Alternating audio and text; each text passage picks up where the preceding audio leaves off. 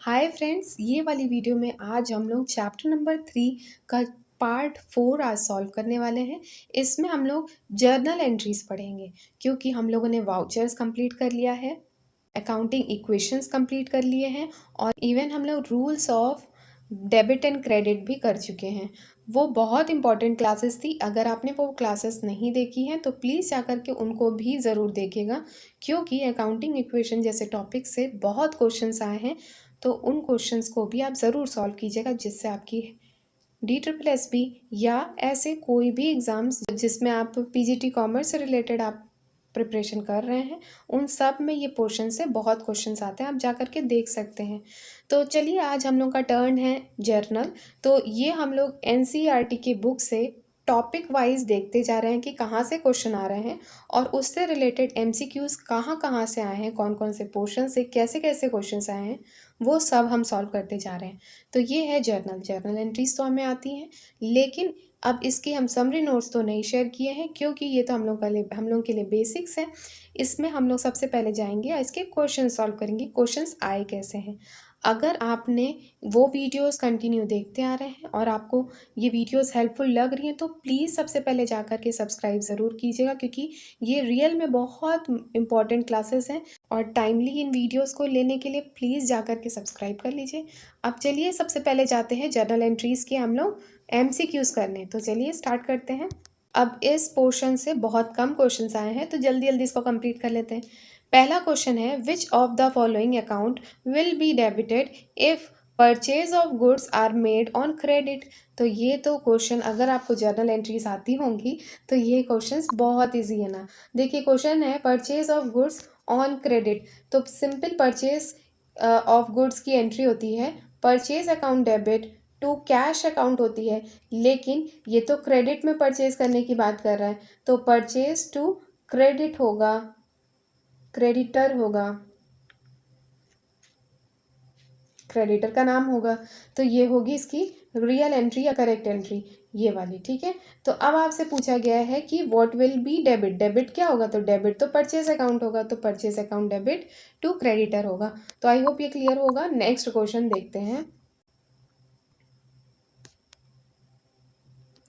Question है, adjustment entry for rent received in advance would be. अगर आपने कोई रेंट रिसीव किया है तो उसके लिए एंट्री क्या होगी? तो जब कभी भी ऐसी अगर आपको कोई चीज़ रिसीव हो रही है और एडवांस में रिसीव हो रही है, देखिए अगर एडवांस रिसीव नहीं होता तो हम लोग क्या लिखते? Cash account debit to rent account लिखते, लेकिन यहाँ पास वर्ड एडवांस जुड़ जाएगा तो आपने कैश को कभी नहीं लिखना है।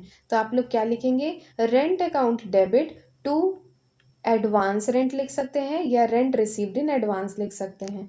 ठीक है, तो ये देखिए, ये इसमें करेक्ट आंसर है rent account debit to rent received in advance. I hope ये क्लियर हुआ होगा। और ये क्वेश्चन देखिए आया है आर्मी स्कूल 2012 में, ये क्वेश्चन आए हैं। क्वेश्चंस भी देखते जाइएगा कि कौन से एग्जाम्स में ये क्वेश्चंस आए हैं। नेक्स्ट क्वेश्चन देखते हैं, goods withdrawn bye owner for his personal use will be. तो इसकी आपको जर्नल एंट्री तो नहीं बनानी है, लेकिन हम लोग जर्नल एंट्री बना लेते हैं। अब जर्नल एंट्री पढ़ ही रहे हैं तो जब कभी भी गुड्स विदड्रॉ किया जाता है पर्सनल यूज़ के लिए, हमेशा याद रखिएगा, इससे हमेशा क्वेश्चन आते हैं। जब कभी भी पर्सनल यूज़ के लिए विदड्रॉ किया जाता है तो ड्राइंग वर्ड आता है। अगर ऑफिस यूज़ के लिए कोई भी चीज़ अगर आपने विदड्रॉ की है तो तब ड्राइंग वर्ड नहीं आता है, लेकिन यहाँ तो ड्रॉ किस लिए किया जा रहा है? पर्सनल यूज़ के लिए। तो एंट्री क्या होती है? Drawing account debit to goods, क्योंकि गुड्स जा रहे हैं आपकी फर्म से, इसीलिए उसको हम लोगों ने टू लिखा है। तो drawing account debit to goods account, बहुत इजी क्वेश्चन है, लेकिन ऐसे क्वेश्चंस आते हैं। देखिए NVS 2014 में आया है। अगर आपको जर्नल एंट्री आएगा तो बहुत इजी है, नहीं तो थोड़ा टफ पड़ सकता है, लेकिन हम लोग को तो बन जाएंगे क्वेश्चंस। अभी नेक्स्ट देखते हैं क्वेश्चन। नेक्स्ट है, sales of goods to Kalpita for cash should be debited to.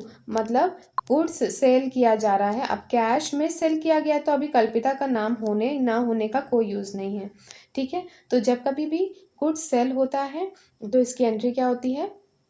Cash account debit to sales account होती है। अब आपसे पूछा क्या जा रहा है? डेबिट पे क्या आएगा? तो डेबिट पे तो कैश आएगा, तो कैश अकाउंट डेबिट हो जाएगा। तो ऐसे क्वेश्चंस आते हैं और आप इन क्वेश्चन से आप बहुत हेल्प ले सकते हैं। नेक्स्ट क्वेश्चन है establishment expenses of new machine will be debited in, मतलब एस्टेब्लिशमेंट एक्सपेंसेस जब कभी भी कोई भी मशीन को सेटअप नहीं किया जाता उससे रिलेटेड उसमें जो भी एक्सपेंसेस होते हैं, जैसे अगर एक मशीन की कॉस्ट है 40,000, जब तक वो पूरी मशीनरी रनिंग कंडीशन में नहीं आती उससे पहले के जितने भी कॉस्ट लग रहे हैं वो सब उस मशीन के कॉस्ट में इन्वॉल्व हो जाते हैं। तो यहाँ पर जो भी इस्टेब्लिशमेंट एक्सपेंसेस है एक नई मशीन के, वो सब किस में इन्वॉल्व हो जाएंगे, मशीन अकाउंट में ही इन्वॉल्व हो जाएंगे। देखिए क्वेश्चंस कहाँ से आ रहे हैं, कितने छोटे छोटे कॉन्सेप्ट से वो क्वेश्चंस बन रहे हैं। नेक्स्ट क्वेश्चन देखते हैं। क्वेश्चन है debit will cause the balance in a liability to, मतलब अब क्वेश्चन आपसे पूछा है debit will cause the balance in liability account to, मतलब इसमें ये है, ये आपसे अमेरिकन मेथड या फिर मॉडर्न मेथड के अकॉर्डिंग पूछा जा रहा है कि डीआर कब होगा, जब लाइबिलिटीज़ को हम लोग इंक्रीज करेंगे या लाइबिलिटीज़ को हम डिक्रीज करेंगे तब डीआर आएगा। तो आप ही बताइए, जब हम लोग लाइबिलिटीज़ को डिक्रीज करेंगे तब डीआर आता है। तो इसका करेक्ट ऑप्शन होगा फर्स्ट ऑप्शन। आई होप आपको ये समझ में आएगा कि क्वेश्चंस कैसे आ रहे हैं, कहाँ कहाँ से आ रहे हैं। तो ये पोर्शन हुआ जहाँ से हम लोग को बहुत इंपॉर्टेंट क्वेश्चंस बन सकते हैं और सिर्फ जर्नल एंट्री पढ़ने से। तो यहाँ तक हम लोगों ने बहुत कुछ कंप्लीट कर लिया है।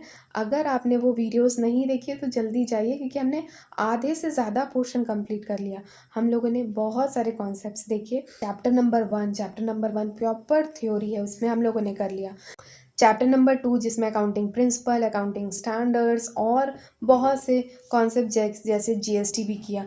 और ये हमारा चैप्टर नंबर 3 चल रहा है। इसी चैप्टर में हम लोगों ने कितने सारे कॉन्सेप्ट कर लिए, वो सब बहुत इंपॉर्टेंट है। अगर आपने वीडियोस देखी हैं तो अच्छी बात है, इन केस नहीं देखी तो अभी भी आप जाकर के प्लेलिस्ट हमने पूरी बना ली है और वो प्लेलिस्ट को आपके लिए अरेंज किया गया है ताकि आपके कोई भी कॉन्सेप्ट, कोई भी वीडियोस छूटे ना, ताकि आप अपनी प्रैक्टिस और अच्छे से करते चले जाएं। तो थैंक यू सो मच। अगर आपको वीडियो अच्छी लगी हो तो प्लीज़ सबसे पहले जाकर के लाइक कीजिएगा। तब तक के लिए गुड बाय।